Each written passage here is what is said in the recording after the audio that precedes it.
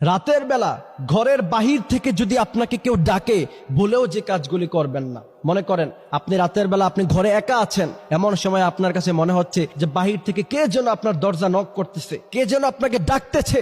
এমন পরিস্থিতির মধ্যে যদি পড়েন, মনে রাখবেন এই তিনটি কাজ কখনো করবেন না। যদি করেন, মনে রাখবেন আপনার সেখানেই মৃত্যু হয়ে যেতে পারে। এমন অনেক সময় হয়, আমাদের দাদি নানিদের থেকে শুনতাম যে রাতের বেলায় জিন শয়তান বাহির থেকে ডাকতো, মানুষের কণ্ঠ নকল করে। জিনেদের কণ্ঠটা কিন্তু একটু চিকন হয়, মানুষের মতো করে হয় না। তারপরে হঠাৎ করে আপনাকে ডাক দিছে, মনে করেন আপনার বন্ধু আব্দুর রহিম, তার কণ্ঠটা আপনি চিনেন, যেমন আমার পরিচিত একান্ত পরিচিত যারা, তাদের কণ্ঠটা আমি চিনি, অথবা তারা আমার কণ্ঠটা চিনে। এখন তারা যদি আমার বাসার বাহিরে থেকে এসে আমাকে যদি ডাক দেয় রাতের 2টা বাজে অথবা রাতের অন্ধকারে, তখন আমি কিন্তু সাধারণত দরজা খুলে দিব। কিন্তু মনে রাখবেন রাসূল করিম সাল্লাল্লাহু আলাইহি ওয়াসাল্লাম বলেছেন, যদি রাতের অন্ধকারে বাহির থেকে কেউ ডাকে তাহলে প্রথম নাম্বার ডাকে তুমি খুলবা না, অপেক্ষা করবা যে দ্বিতীয়বার ডাকে কিনা। দ্বিতীয়বার ডেকেছে তাও দরজা খুলবা না, অপেক্ষা করবা যে তৃতীয়বার ডাকে কিনা। যদি তৃতীয়বার ডাকে তাহলে আপনি দরজা খুলতে পারেন। সেক্ষেত্রে রাসূল করিম সাল্লাল্লাহু আলাইহি ওয়াসাল্লাম বলেছেন, কারো ঘরের সামনে গিয়ে প্রথমবার ডাকবা, দ্বিতীয়বার ডাকবা,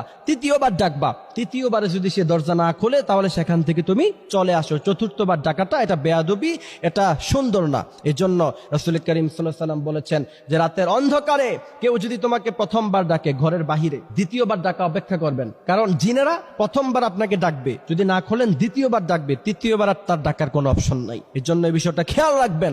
অনেক সময় শহরেও কিন্তু এগুলি হয়ে থাকে, রাতের বেলা কে যেন বাহির থেকে ডাকছে, আপনার বন্ধুর বেশ ধরে এসে আপনাকে ক্ষতি করতে পারে। এবং এই ক্ষতিগুলির কথা বলা যায় না। সুস্থ মানুষ রাতের বেলা একা ছিল, মৃত্যুবরণ করেছে, কি কারণে মৃত্যুবরণ করেছে কেউ জানে না।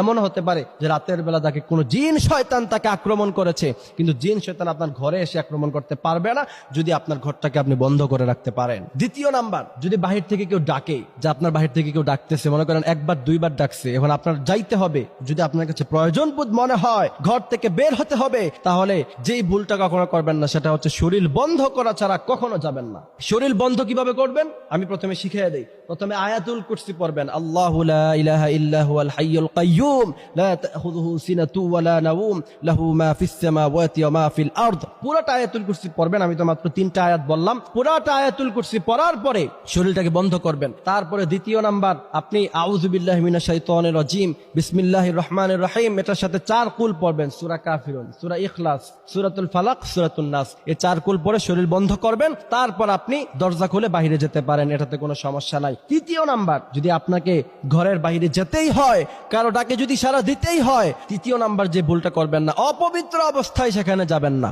যদি আপনার ফরজ গোসল লাগে, ফরজ গোসল করবেন, ওযু করবেন, দেন আপনি বাইরে যেতে